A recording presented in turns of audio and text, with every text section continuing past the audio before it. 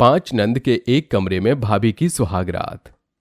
तू ही मेरी शब है, सुबह है, तू ही दिन है मेरा, तू ही मेरा रब है, जहां है तू ही मेरी दुनिया।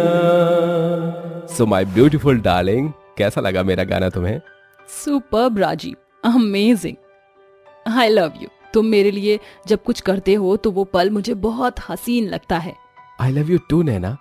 हमारे रिलेशनशिप को अब काफी टाइम हो गया है। अब मैं तुम्हें अपनी पत्नी के रूप में देखना चाहता हूँ। मेरे माता पिता नहीं है, 3 बहनें हैं। तुम गुजारा तो कर लोगी ना?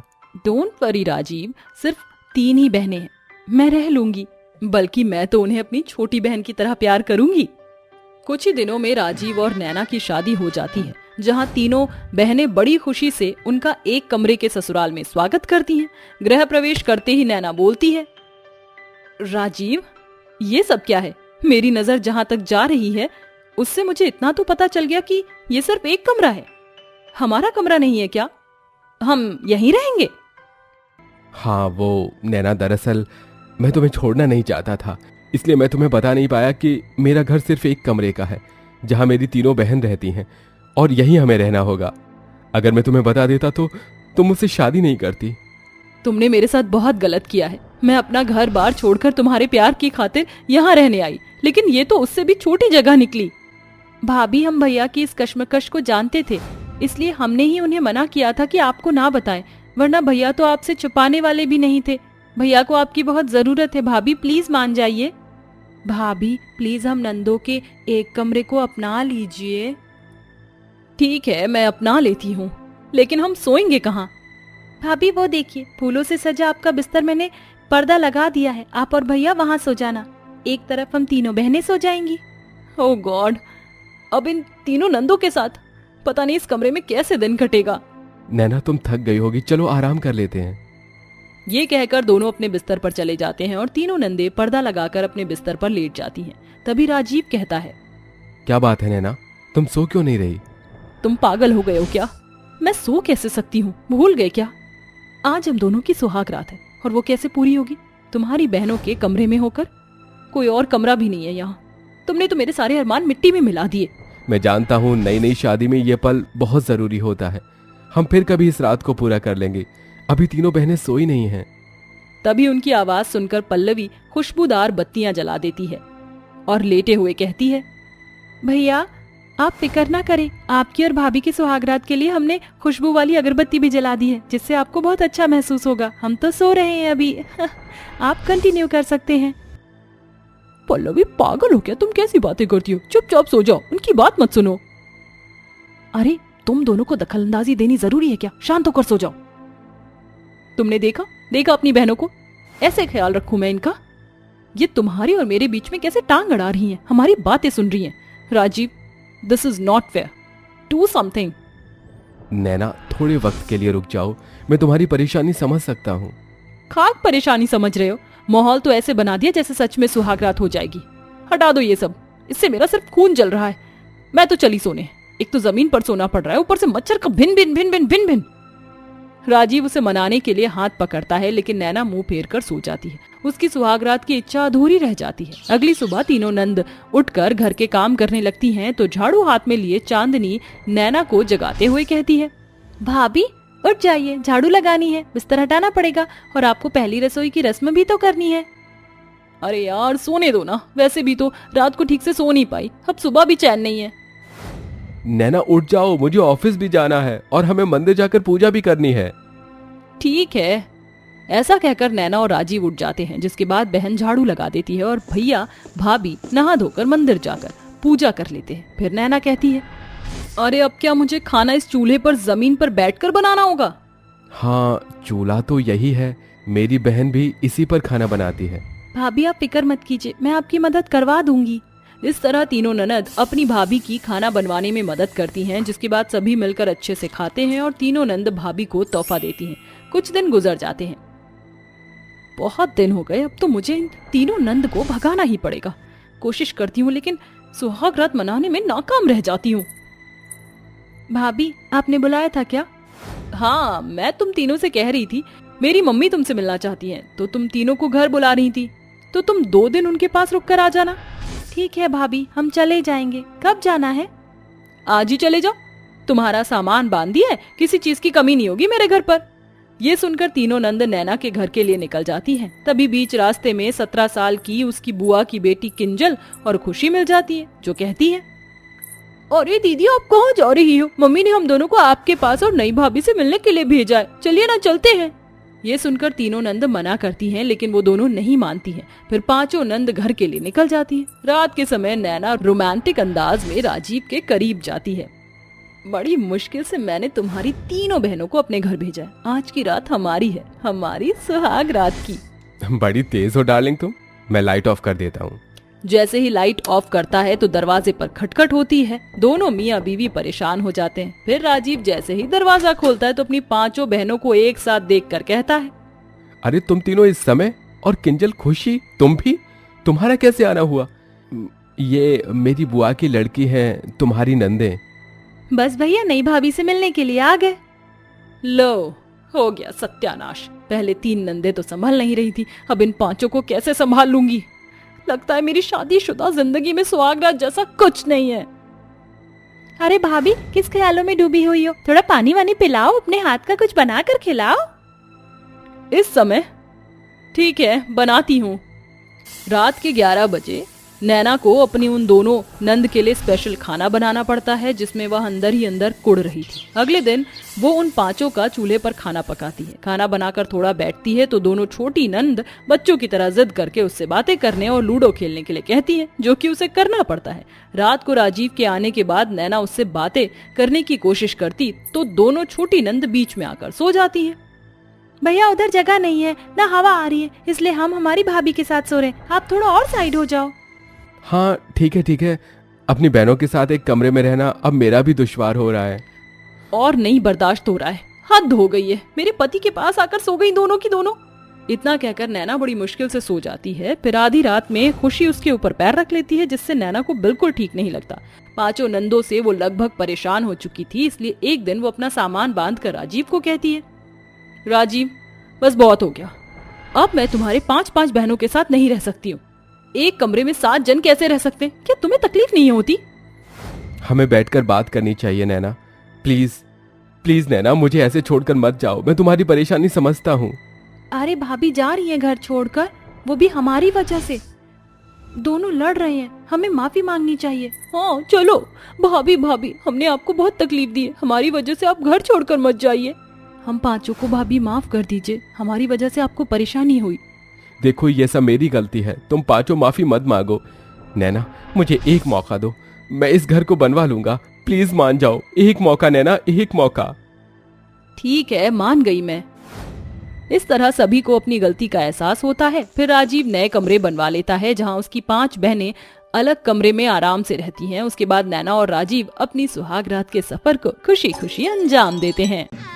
मीनाक्षी देवी ने अपने बेटे समीर की शादी नताशा नाम की एक अमीर लड़की से कराई थी, जो कि मॉडर्न ख्यालातों की थी। शादी के पहले सुबह उठकर नताशा मेकअप करके जब तैयार हो रही थी तो मीनाक्षी उसे बुलाने आती है। अरे बहू, बहुत देर हो गई, तू आई नहीं अभी तक, कब आएगी? बस 2 मिनट में माँ जी, मैं मेकअप कर रही हूँ। ये बोलकर नताशा अपने आईलाइनर लगाकर जब लिपस्टिक लगाती है तो मीनाक्षी बिना पलके झपकाए अपनी बहू को देख रही थी। फिर नताशा बोलती है, माँ जी मैं तैयार हो गई, बताइए आप कुछ कह रही थी ना? हाँ, यही कि पहली रसोई का खाना बना दे। वैसे बहू ये मेकअप करके तो तू बहुत सुंदर लग रही है। शुक्रिया माँ जी। तभी नताशा रसोई में जाकर पहली रसोई का खाना बनाती है, जिसे खाकर ससुर केशव कहता है, अरे वाह बहू, खाना तो तुमने बहुत ही अच्छा बनाया है और तुम सुंदर भी लग रही हो। शुक्रिया पापा जी। बहू की बड़ी तारीफ कर रहे हैं आप, ऐसी तारीफ तो आपने कभी मेरी नहीं की। तो तुम बहू की तरह कभी तैयार भी तो नहीं हुई ना? हाँ माँ, पापा की बात से मैं अग्री करता हूँ। अच्छा, अब मैं ऑफिस चलता हूँ।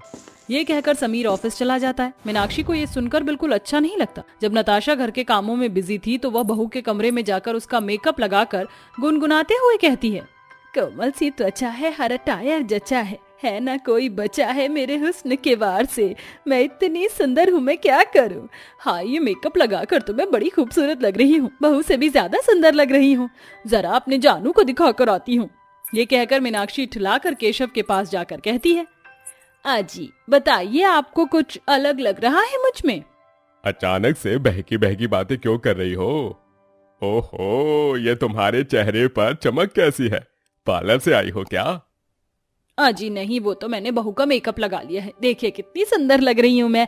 सोच रही हूँ मैं भी ऐसे मेकअप करने लग जाऊं बहू की तरह।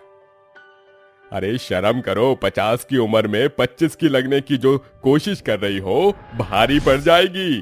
क्या जरूरत है नई बहू का मेकअप लगाने की? और जहां तक मैं जानता हूं, तुमने बहू से पूछा भी नहीं होगा। हाँ, तो मुझे अपनी बहू से पूछने की क्या जरूरत है? तुम्हें तो मेरी रजकर तारीफ करना भी नहीं आता। ए मौलिया, मैं तेरी पक्की पक्की माशूका। ओफो, ये रील वगैरह देखना छोड़ दो, जब देखो एक्टिंग करती रहोगी। वहीं खड़ी नताशा अपने सास ससुर की बात सुन लेती है और सास को मेकअप लगाने पर कुछ भी नहीं कहती है। वक्त गुजरता है। मीनाक्षी अपनी बहू पर नजर रखती थी कि वह क्या चीज यूज करती है, और वह जो भी करती है मीनाक्षी को वो सब अच्छा लगता है। और फिर मीनाक्षी अपनी बहू की कॉपी करने लगती है। नताशा मार्केट से आकर अपनी सास को हील दिखा रही थी, तभी सास वह हील देख कर कहती है, अरे बहू, ये सैंडल तो तुझ पर बहुत अच्छी लग रही है, लेकिन ये मैं भी पहनना चाहती हूँ, इसे तो मुझे दे दे। अरे नहीं माँ जी, आप इस उम्र में ये हील पहनेंगी तो आपकी कमर में मोच आ जाएगी। आप फ्लैट चप्पल पहना करिए। अब बहू मुझे चैलेंज मत कर। तुझे क्या लगता है मैं हाई हील्स नहीं पहन सकती? अभी पहनती हूँ।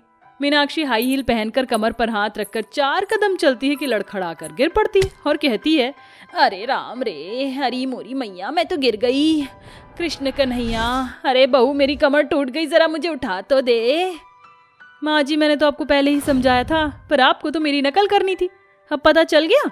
हाँ तो क्या हो गया, 2-4 दिन चलकर प्रैक्टिस कर लूंगी तो मैं भी हील्स पहनकर चल पाऊंगी। ये सुनते ही नताशा अपनी सास को कमरे में ले जाती है और कमर पर आयोडेक्स लगा देती है। अगले दिन नताशा घर के सारे काम करने के बाद फ्री टाइम में अपने चेहरे पर फेस मास्क लगाकर मैगजीन पढ़ रही थी। मीनाक्षी उसके कमरे से गुजरती है कि जोर से चिल्ला पड़ती है। तभी डर कर नताशा भी खड़ी हो जाती है। भूत भूत भूत कौन है? अरे माँ जी, आप इतना चिल्ला क्यों रही है? अरे मैं आपकी बहू हूँ नताशा। बहू, ये तो भूत बनकर क्यों बैठी हुई है? क्या लगा है तूने अपने मुंह पर? अरे माँ जी, ये मैंने अपने फेस को अच्छा करने के लिए फेस मास्क लगाया है, इससे स्किन और अच्छी हो जाती है। अच्छा, ऐसा क्या?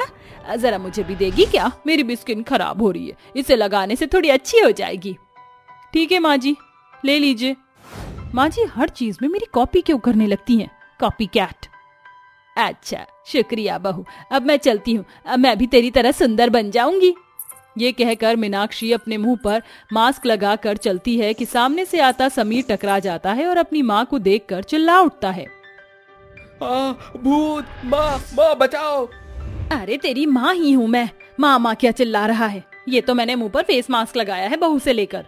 अरे माँ, घर में एक चुड़ैल कम थी क्या जो आप भी उसकी तरह नकल करने लग गई हो?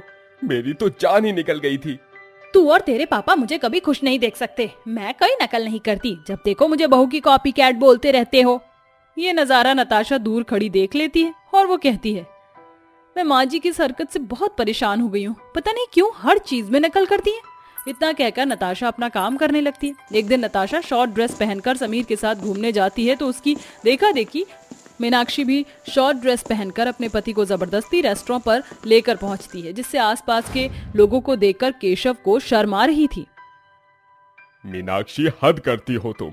ये क्या कपड़े पहन लिए हैं तुमने और मुझे जबरदस्ती बाहर ले आई हो? मैं देख रहा हूं तुम कब से बहू की कॉपी कर रही हो। वो समीर के साथ बाहर गई है तो तुम मुझे भी ले आई।